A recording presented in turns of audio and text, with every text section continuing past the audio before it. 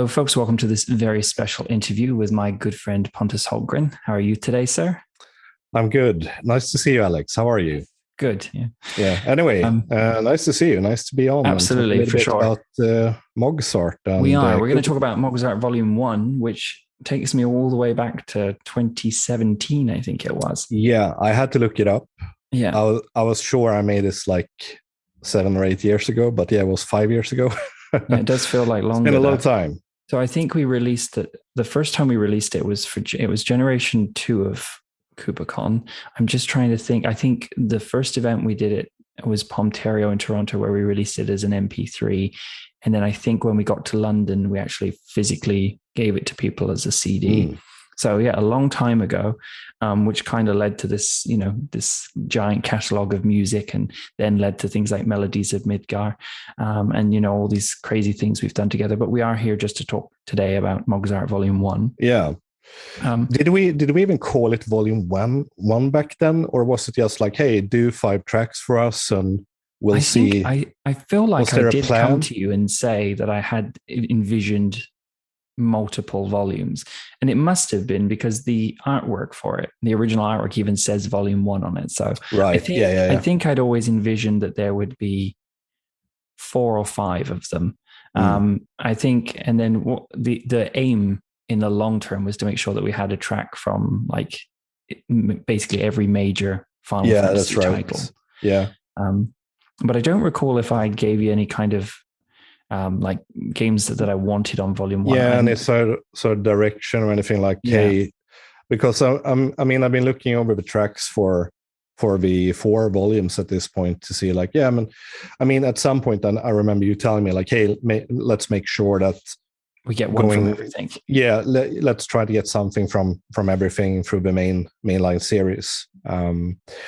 So I guess, that was probably the plan from the beginning. I mean, I knew that the reason why we did the Prelude was because we wanted something that we could use at Kupo. And it's the most iconic track, everybody knows it. Yeah. So that it's a pretty logical start to everything. I think that was really the only one where I put my foot down and said, this is the track we need. Yeah. So I guess, let's go through the tracks. First and foremost, before we even talk about the music, I just want to give a shout out to VIII, the Jolin, who did a fantastic job with the artwork. This was actually, I feel like this was one of the first things that we worked on together, if not the first.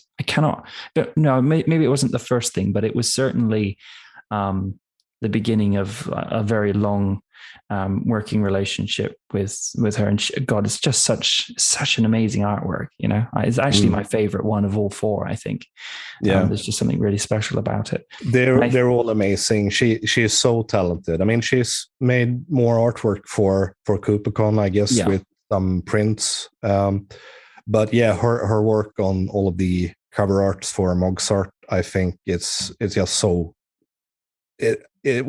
Words can't even describe it. I think I'm a massive fan. So, like this up here, that's the artwork from the 7 remake tour, and I have a massive canvas here from Pom X. It's just really fantastic. Yeah. So thank you to VIII for her contributions to that.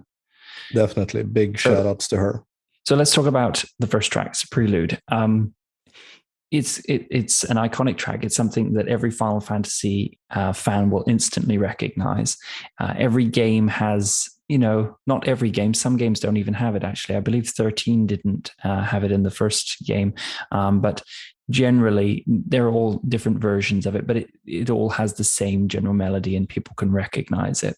And it's probably a track that I hold closest to my heart when it comes to Mogzart, because we use it for the Warrior of Light, right? So it's something that I hear quite often.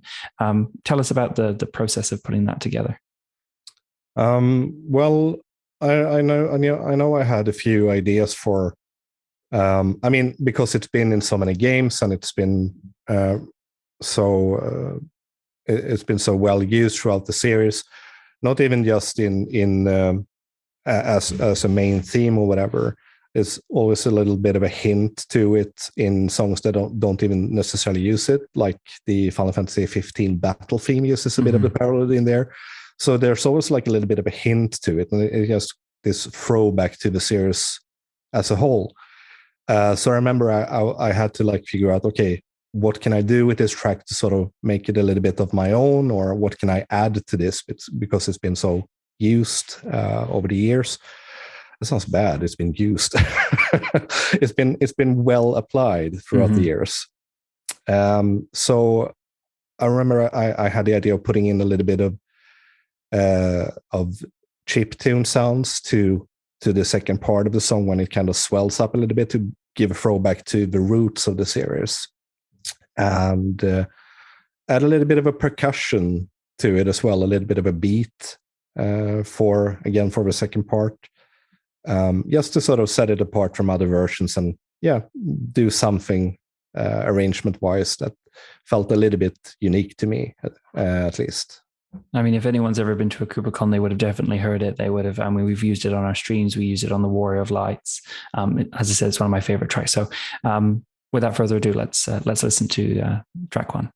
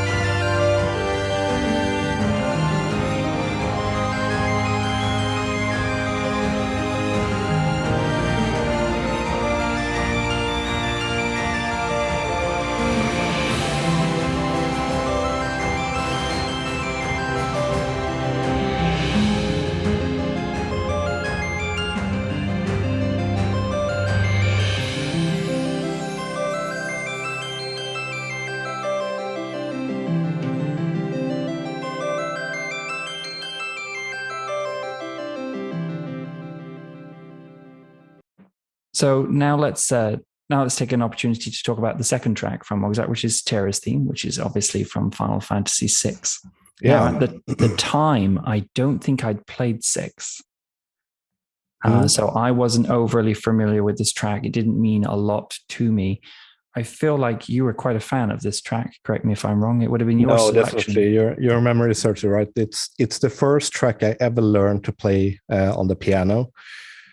And I think it's the track that sort of made me realize how to piece everything together. It's just kind of like everything else kind of clicked when I decided to sit down and play it. Like I had played the game, I liked it, but it hadn't really had that that hard of an impact on me yet. But then I sat down and started playing it, started breaking the song down. Like, okay, how do you actually figure this out? With I can play chords or the bass tone with my left hand and play the melody in the right, and I started putting everything together, and it was like, oh my god, I can actually do this. Very like piece by piece, I started learning music through this track. So it's kind of like nostalgic for me in that way, where it kind of set everything off for me. And it's a beautiful melody. It's sort of like peak Uematsu for me, in the way that he has such a good way of structuring songs in a sort of simple way, but very effective, and just hitting all of the feelings along the way. So I think it's an iconic track for so many reasons, but I think it's definitely one of my favorites for. I mean, six really does, now that I've actually played it, does have a really fantastic soundtrack, which is often overlooked probably because of the age of the game. But recently, I think it's been kind of pushed into the forefront again, because a lot of people are playing the Pixel remasters, which have the redone soundtrack. So Terra's theme is a good one. So let's take a listen.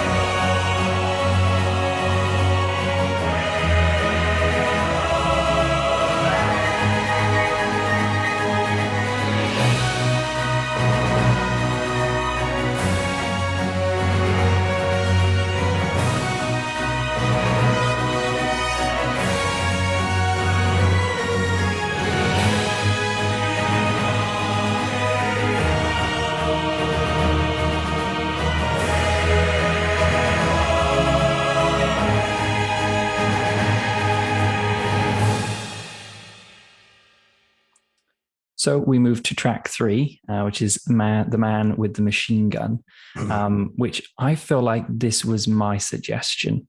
Might not have been, but I feel like it was. But I do recall there being a lot of discussion about how doable this track was, because it is rather fast.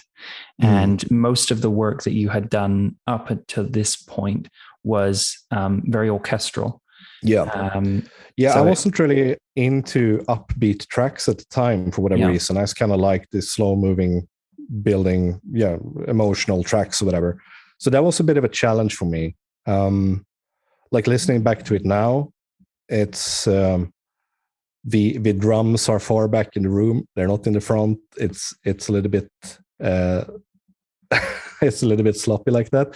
I remember it was a challenge, definitely. Yeah, I think it came together okay in the end, but and yeah, I seem to remember that you definitely wanted something from 8 because it's your favorite game in the series. I don't know if that's changed since then. no, I'm still. You wouldn't think it. Looking around my room, you'd think that I love 7. I'm starting to realize there's too much 7 stuff in this room, but 8 is definitely close to my heart from a kid's perspective. It was the game that I remember buying myself, and you know. Yeah, that also holds a lot of impact. Like whenever you go out and buy it for yourself. And I feel like we talked about doing the Balam Garden theme, but for some reason I think I cannot for the life of me remember why we pulled away from it. Well, we held off on it because it does make an appearance on the second volume. It did, but I wonder why we didn't hit it off at the beginning. I wonder if there was a specific reason for that. Yeah, I don't know. But I like Man with Machine Gun. I like how fast-paced it is, and it's unexpected. And I also think it fits really nicely in the middle of the album too. I think it's great, you know. And why talk about it? Let's take a listen. Yep.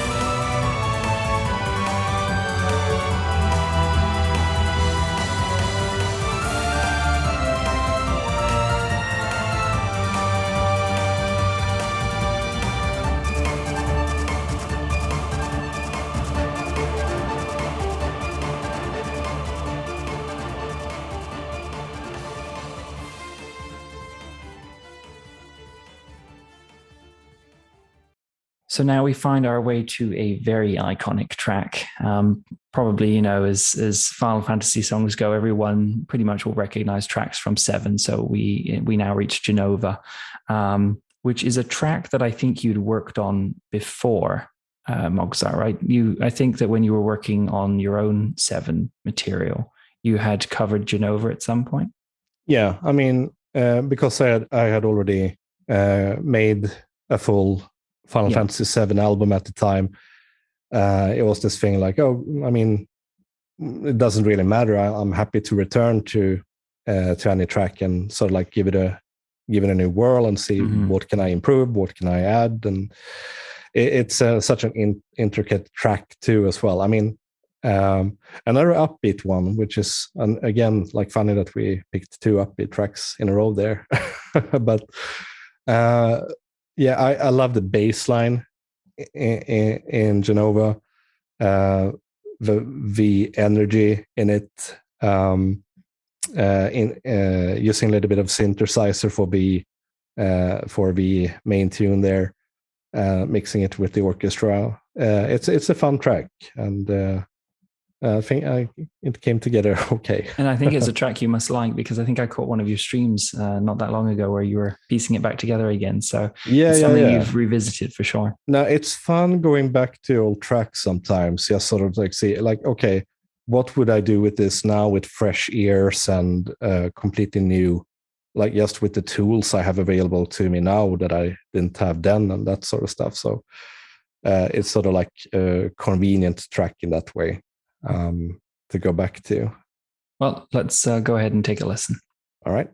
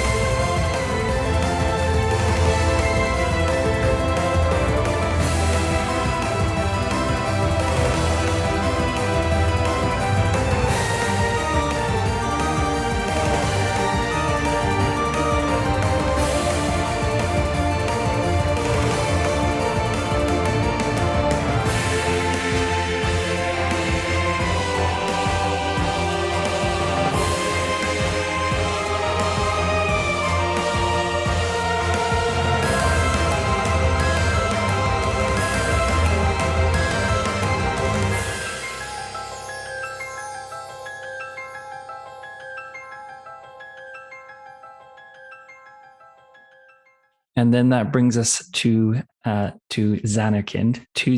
I remember this was a discussion because originally we was just going to be Zanarkand, but the track is actually called To Zanarkand. Yeah, it's one of those translation things, I think, where it's always a little bit iffy. This for me is the crowning jewel of Mogzart Volume One. Yeah, I totally agree. I think it's. I thought you were going to say Terra's theme. I thought you were always so very keen on that one. No, I mean I like the theme, but I think just production-wise, I think To Zanarkand came together the best on this one. So I think that's something that you'll have to remind me of I remember this was a big thing. I always forget the name of the technical term. No, I remember glissando. All right. It's funny. I've actually, because I'm stupid, I told you the wrong term. So it's actually not glissando, it's Okay. portamento. Okay. Well, then I blame my teacher. But yeah, I like exactly. that. What did you say it was called? Portamento. Okay. It's just when you'll have the string do this very gliding tone. Yeah, it's kind of like it's almost got a little bit of, maybe it's not the right way to describe it. It's almost a little bit like horror movie, like without the screechingness to it. It's just got this kind of really nice, like I can't describe it. It's just you're bending the string. You're bending the note from one note to another. Just and bending I love it so ever so slightly. This track and it's actually the longest track on Mogzart Volume One. I think it's just such a lovely send off. It's a fantastic track, which I probably if not one of the most iconic tracks in Final Fantasy X. Or Final Fantasy as a whole, general, I think. Absolutely. Yeah. Do you remember this one being a technical challenge, or was this kind of more in your comfort zone? I think it came to me pretty easily, actually, compared to the rest. I mean, again, I'm going back 5 years in my mind. Yeah. I don't even remember making this, Alex.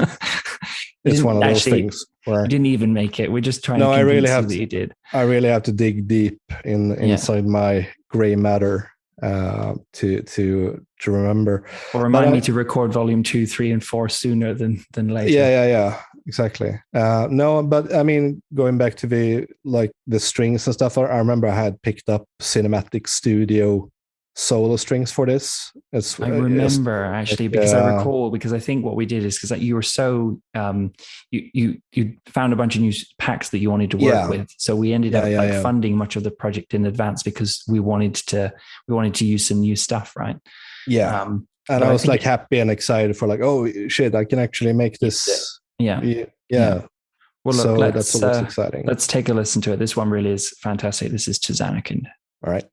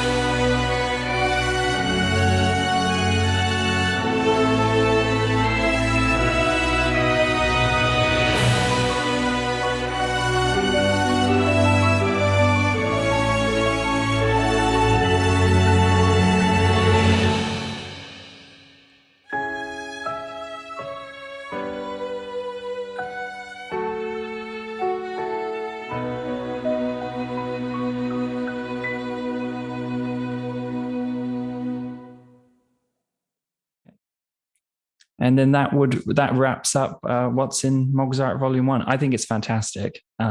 It's aged really well. I know you're incredibly hard on yourself, and you tend to look back and go. I mean, I do the same with my work, right? You look back and go, oh, dude, I could have done better. I can't listen to stuff I made 2 weeks ago without cringing. So I get it. I think it's aged very, very well. I think it's fantastic.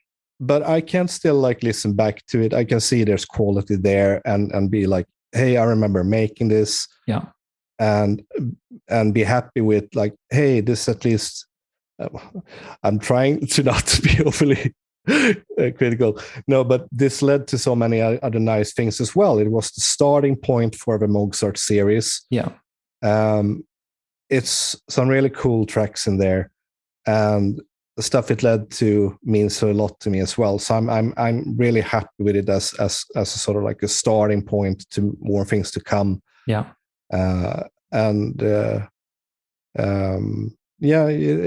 It's fun going back to listening to it every now and again, and be reminded of all those things.